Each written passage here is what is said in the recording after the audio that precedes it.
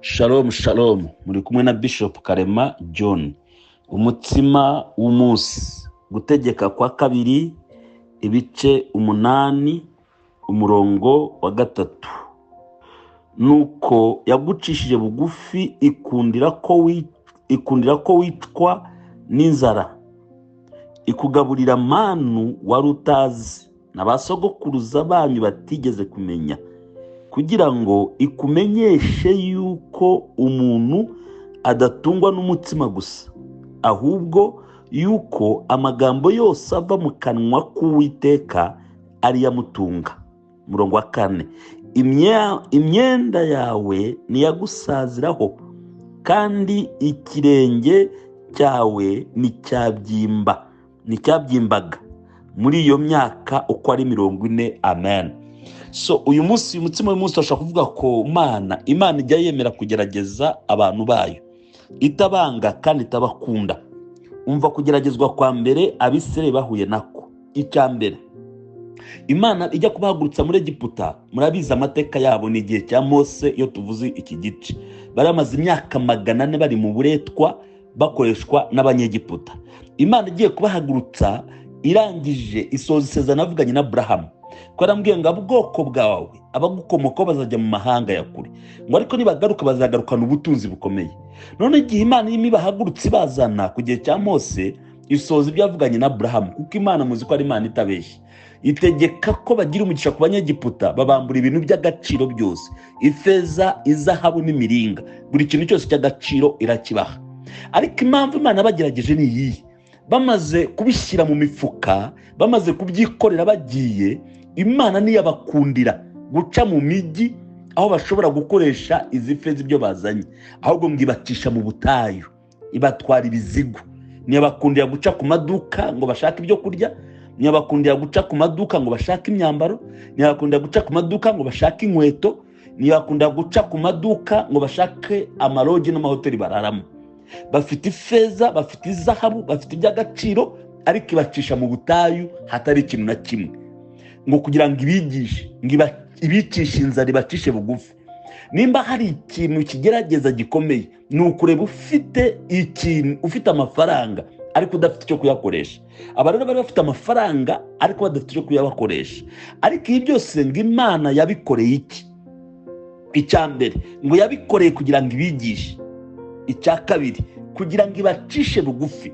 Mwibuke bamaze imyaka 400 bari mu bigirwamana, bari mu banyamahanga, bari muri Egiputa. Imana irashaka kwana nabo, irashaka kubigisha gucishwa bugufi. Icya gatatu, irashaka kubiyegurira, kuko ntabwo bari baziranye. Irashaka kubiyegura myaka 40. Icya kane, irashaka kubigisha ko umuntu ashobora no gutungwa n'ijambo ry'Imana, adatungwa n'imitsima gusa, adatungwa n'amaboko yakoze gusa. Ahubwo Imana ashaka kubereka ko ibasha kubabeshaho kugira ngo bayiringire cyangwa bayizere. Biriya ivuze ite? Iravuze ngo Imana yabatungishije ibiryo batazi, batamenyereye, batigeze babona, n'abasogokuruza babo batigeze babona. Bari ibiryo Abrahamu atigeze abona, Isaka atigeze abona, Yakobo atigeze abona, Yosefu atigeze abona. Ni ibiryo Imana yabahaye nkayo kugira ngo ibigishe kuyiringira no kuyizera imyaka 40. Icya gatatu, ntabwo Imana yigeze yemera ko imyenda yabo ibasaziraho.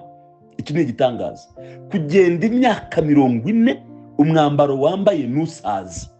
So sinzi ko ushobora kubona umwenda wambara umwaka. Twe tuyambara umwaka, amezi 6, umwenda ukaba urashaje. Ariko ngo imyenda yabo, imyambaro bambaye imyaka 40 ntabwo bigeze basaziraho.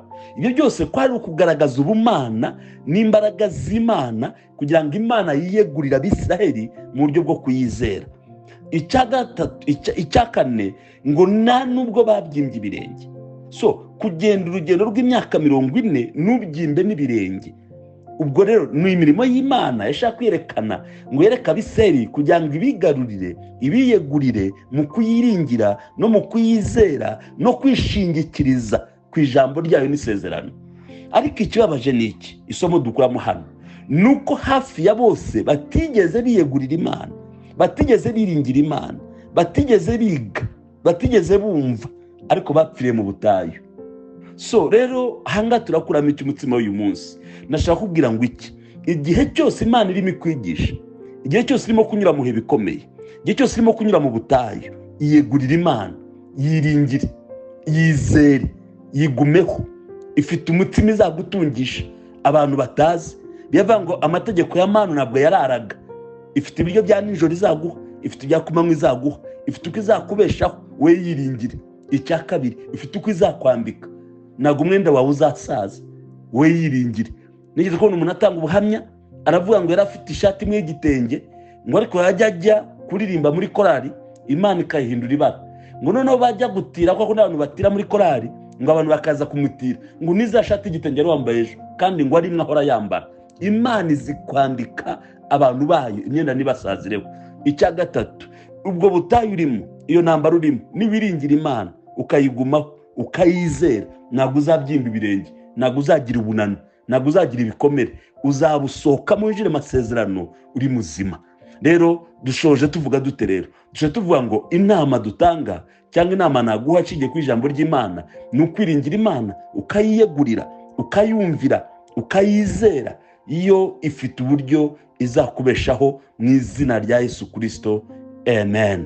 Mwami Yesu, ndagushima kuri mwiza kandi uri muzima, icyubahiro ni icyawe mu izina rya Yesu. Twigishe kwiga, twigishe kumvira, twigishe kwizera, twigishe kwiyegurira, twigishe kugira ibyiringiro, kugira ngo tubashe guca muri ibi bihe turimo ndetse n'ibiri imbere.